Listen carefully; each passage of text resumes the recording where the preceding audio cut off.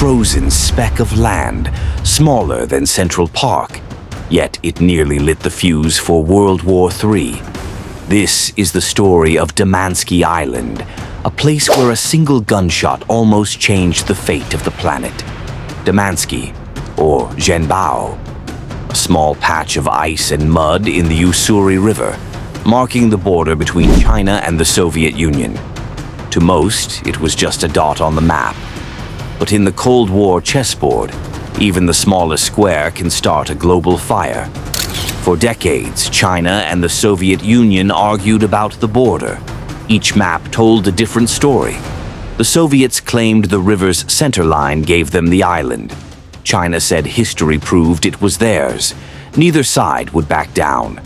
By the late 1960s, the friendship between the two communist giants had crumbled into rivalry, and then into open hostility. Patrol boats spotted armed soldiers near the island. The ice was thick enough to cross on foot. Both sides knew what that meant.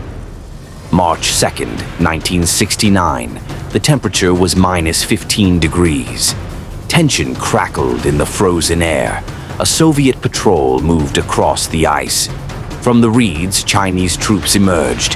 Guns were raised. No one knows who fired the first shot. But in seconds, the air exploded with gunfire. Automatic rifles, machine guns. The sound echoed across the river. Snow kicked up by bullets. Men falling into the ice. Reinforcements came. The battle spread across the entire island. Grenades burst in plumes of smoke. The Soviets sent armored vehicles.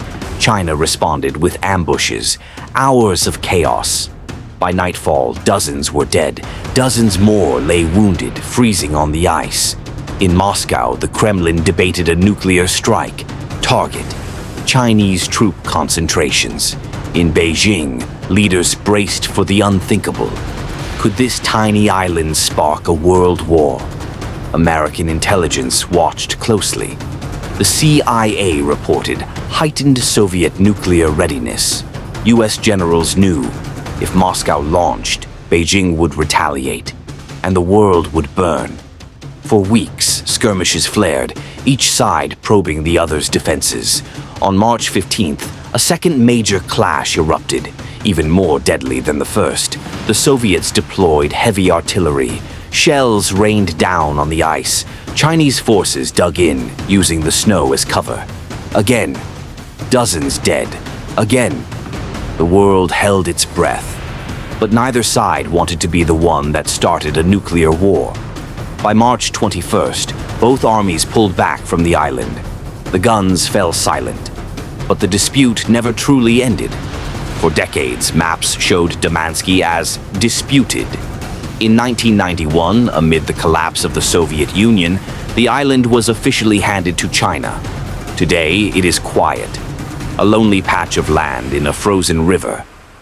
But for a few terrifying days in 1969, it was the most dangerous place on Earth.